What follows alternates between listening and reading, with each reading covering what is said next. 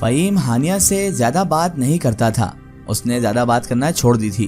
कोई काम की बात होती या खाना पीना होता तो वह हानिया से बात करता था, वरना रात गए तक घर वापस आता था और अक्सर नशे में ही होता था और वो ज़्यादा हानिया से बात नहीं करता था। एक रात वह काफ़ी देर से आया। दरवाज़ा अंदर से बंद था। हानिया को दरवाज़ा खोलने में थोड़ी देर हो गई। जब दरवाज़ा खोला तो फ़हीम ने हानिया की अच्छी खासी पिटाई कर दी। आज वह जी भरकर रो रही थी। रोते रोते वह अपनी किस्मत को भी कोस रही थी और इसी आलम में वो बेचारी सो गई। उसे पता नहीं था कि अब वो ना दिखने वाला वजूद फ़हीम का क्या हाल करेगा। बेचारी तो अपने नसीब को कोस रही थी। सुबह उठकर जब हानिया ने देखा तो फ़हीम अपनी जगह पर मौजूद नहीं था। बाहर आकर देखा तो वहां भी नहीं था। अचानक बाहर का दरवाज़ा खटखटाया गया। बहुत से आदमी बाहर खड़े हुए थे। दरवाज़ा खोला गया। उन्होंने कहा, भाभी, ये हम फ़हीम को यहाँ लेकर आए हैं। इनको क्या हुआ है? हानिया ने ताज्जुब से पूछा। फ़हीम तो रात को घर पर ही सो रहे थे। हमें मालूम नहीं भाभी, हमें तो फ़हीम कचरे के ढेर पर पड़ा मिला था और ऐसा लगता है किसी ने इसको बहुत ही ज्यादा मारा था। किसी ने अच्छे से इसकी धुलाई करी है। बस मरने के करीब ही था। हम फौरन इसे अस्पताल लेकर गए थे, तब जाकर इसको होश आया है। संभाल कर रखें, न जाने किसके साथ बड़ा सलूक किया था इसने, जो इसने इतनी अच्छी खासी मार खाई है और उस शख्स ने इसे मारकर कचरे के ढेर में भी डाल दिया था। हानिया बहुत ही परेशान हो गई। उसके शौहर की हालत दिन ब दिन खराब होती जा रही थी। अब वह फ़हीम हानिया से डरने लगा था। इसी दौरान एक अजीब सा भारीपन सवार हो गया उस पर। उसे चक्कर आ रहे थे। वह करीब बने एक डॉक्टर के क्लिनिक में चली गई। वहां उसने चेकअप भी कराया। डॉक्टर ने हानिया से मुखातिब होते हुए कहा, मुबारक हो, आप माँ बनने वाली हैं, लेकिन कमजोरी बहुत ज्यादा है, इसलिए मैं आपको चंद दवाएं लिखकर देता हूँ। और हाँ, अपनी सेहत का खास ख्याल रखें। वह तो खुद जुल्म सह रही थी, अब उसके साथ इस नन्ही सी जान को जुल्म सहना पड़ेगा। रात में उसने फ़हीम को घर आने पर यह खबर झिझकते हुए सुनाई, तुम बाप बनने वाले हो। इस खबर को सुनकर वह और पागल हो गया। मुझे बच्चे नहीं चाहिए, तुम्हारे पल्ले मेरी बात नहीं पड़ती। बेचारी हानिया कहने लगी, इसमें मेरा क्या कसूर है, ये तो अल्लाह की देन है। दुनिया में आने से पहले इसका खात्मा कर दो। उसने बड़े सख्त लहजे में जैसे ही हानिया से ये बात कही तो हानिया ने जवाब दिया कि यह किसी सूरत नहीं हो सकता। मैं अपने बच्चे को नहीं मार सकती, मैं इसको खुद पालूंगी। ये सुनते ही फ़हीम ने कहा, आज के बाद मैं तुझे भी 1 रुपया नहीं दूंगा। अब मैं देखता हूँ तू अपना खर्चा किस तरह अकेले उठाती है। ये कहकर फ़हीम अपने कमरे में चला गया। हानिया अपनी किस्मत पर आंसू बहाती रह गई। हानिया ने हालात के पेश नज़र घर पर ही कपड़े सिलाई करना शुरू कर दिए थे। जब वह स्कूल जाती थी तब वहीं पर उसने कपड़े सिलाई करने का तरीका सीखा था। स्कूल में तरीका सिखाया जाता था, जिसकी वजह से हानिया को आज कपड़े सीते अच्छी तरीके से याद थे, जो अब उसके बहुत ज़रा काम भी आ रहा था। कपड़े सिलाई करने से जो पैसे हासिल होते, उन पैसों से वह अपना खर्चा उठाती और अपने बच्चे के लिए भी जमा कर लेती। इस दौरान फ़हीम उसको खर्चे के पैसे ना देता और ना घर पर मौजूद होता था। उसको अपने इस बच्चे से कोई गरज नहीं थी, लेकिन जो भी अनदेखी ताकत थी वह इसका बहुत ख्याल रखती थी। कभी ऐसा लगता कि कोई पैसे रखकर चला गया है, उसको पता भी नहीं चलता कि उससे अंदर एक और वजूद पल रहा है। बच्चे की पैदाइश के दिन नजदीक आ रहे थे। एक रोज उसे पेट में दर्द महसूस हुआ। उसने जैसे तैसे करके पड़ोस वाली को आवाज दी, जो कि दाई थी, लेकिन उनको आवाज नहीं पहुंची। इसको समझ में नहीं आ रहा था मैं कैसे जाऊंगी। इस मुश्किल घड़ी में कौन उसकी मदद करेगा। तभी अचानक दाई घर में दाखिल हो गई। अरे दाई आप? हाँ, मुझे ऐसा लगा कि दरवाजे पर कोई था। किसी ने जोर जोर से दरवाजा बजाया था और मुझे ऐसा लगा कोई कह रहा था कि फौरन घर पहुंचे, हानिया बहुत ही दर्द में है, और मैं इधर आ गई। बेटा मुझे लग रहा है कि अब पैदाइश का वक्त करीब है। और आखिरकार वह घड़ी भी आ गई जब हानिया ने एक बेटे को जन्म दिया। हानिया की हालत बहुत ही खराब थी।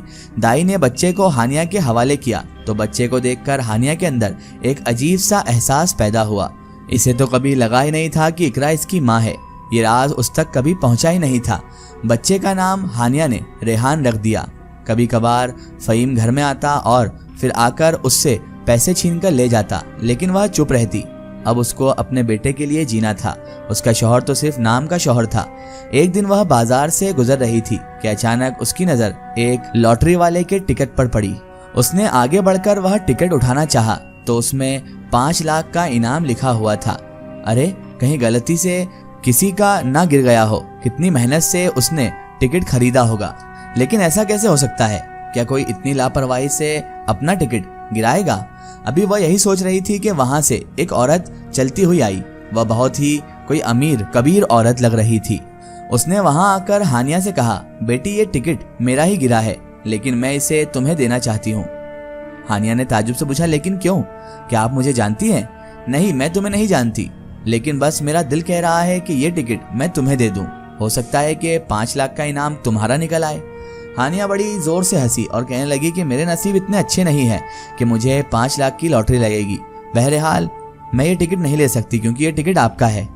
लेकिन वो औरत तो हानिया के पीछे ही पड़ गई कि ये टिकट तुम्हें लेना पड़ेगा। मैं इतने दिल से तुम्हें टिकट दे रही हूँ और हो सकता है कि इसमें लिखे 5 लाख रुपए तुम्हें ही मिले इस टिकट की वजह से। लेकिन हानिया थी जो बहुत खुददार थी। वो किसी से भीख नहीं लेना चाहती थी, ना ही किसी की ऐसी मदद चाहती थी जो उसे हकीर समझकर कोई करे। इसीलिए वो बार बार इसरार कर रही थी कि मुझे ये टिकट नहीं चाहिए। लेकिन वो औरत जो कि बहुत अमीर और बावकाल लग रही थी, उसने ये कहते हुए उसे टिकट रखने को कहा कि बेटा ये रख लो, हो सकता है तुम्हारे दिन अच्छे आने वाले हों, इसलिए खुदा की तरफ से तुम्हें ये टिकट मिला हो। क्योंकि मैं ये टिकट किसी को ऐसे कोई देना चाहती थी जो इस टिकट तक खुद चल कर आए, और ये टिकट तुम्हें ही पड़ा हुआ मिला है, इसलिए अब ये तुम्हारा है। प्लीज बेटा इसे रख लो, हो सकता है कि खुदा ने तुम्हारे लिए कुछ बेहतर सोचा हो। ये कहते हुए वो औरत वहां से चली गई। लॉटरी का टिकट उसके हाथ में था। ये मेरे किस काम का है, यही सोचने लगी हानिया। और हानिया को उस औरत की बात भी ध्यान में आई तो वो मुस्कुरा दी कि हो सकता है कि उसे 5 लाख की लॉटरी लग जाए। हानिया ने दिल में सोचा कि बचपन से ना मुझे माँ बाप का प्यार सही ढंग से मिला और ना ही अब शौहर का प्यार मिला है, एक ही बेटा है। और वो औरत कहती है कि हो सकता है कि मेरे लिए बहुत अच्छा सोचा गया हो और मुझे 5 लाख की लॉटरी लग जाएगी। अजीब मजाक है ये भी। मैं इसे अब मजाक समझूं या फिर उस औरत की मुझ पर रहम दिली। बहरहाल उस टिकट को हानिया ने अपने पर्स में रख लिया और ये सोचकर कि खैर रख लेती हूँ, हो सकता है वाकई इनाम निकल आए। अगर इनाम निकल आएगा तो मेरे बच्चे की जिंदगी तो सुधर ही जाएगी। काफी दिनों के बाद जब लॉटरी की कुरानदाजी हुई, यानी ऐलान हुआ कि किसकी लॉटरी खुली है, तो मारे खुशी के इसके पांव जमीन पर नहीं टिक रहे थे। हानिया को हकीकत में 5 लाख रुपए का इनाम निकला था। वो लॉटरी का टिकट हानिया का ही लगा था और 5 लाख की लॉटरी हानिया को ही खुली थी। वह रकम लेकर बहुत ही खुश हो रही थी और तसव्वुर में अपने बेटे को बहुत अच्छे स्कूल में तालीम हासिल करता हुआ देख रही थी। उसे एक कामयाब आदमी बनता हुआ देख रही थी। वह चाहती थी उसका बेटा आगे बढ़कर एक अच्छा इंसान बने और इंतजाम भी इस तरीके से होगा उसने सपने में भी नहीं सोचा था। अब उसे वो औरत ही ध्यान में आ रही थी। उस औरत की बात ध्यान में आ रही थी कि खुदा ने तुम्हारे लिए कुछ बेहतर सोचा होगा और हो सकता है तुम्हें ही 5 लाख का इनाम मिल जाए। वो उस औरत का दिली दिल शुक्रिया अदा कर रही थी और सोच रही थी वो कितनी नेक औरत थी जिसने कहा था और वो सच भी हो गया।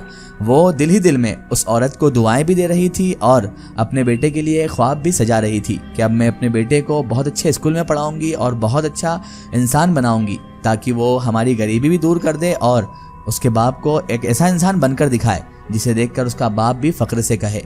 लेकिन उसे नहीं पता था कि आगे क्या होने वाला है। जब फ़हीम को ये बात मालूम पड़ेगी तो क्या होगा। इसकी आएगी स्टोरी हम देखेंगे इसके अगले पार्ट में।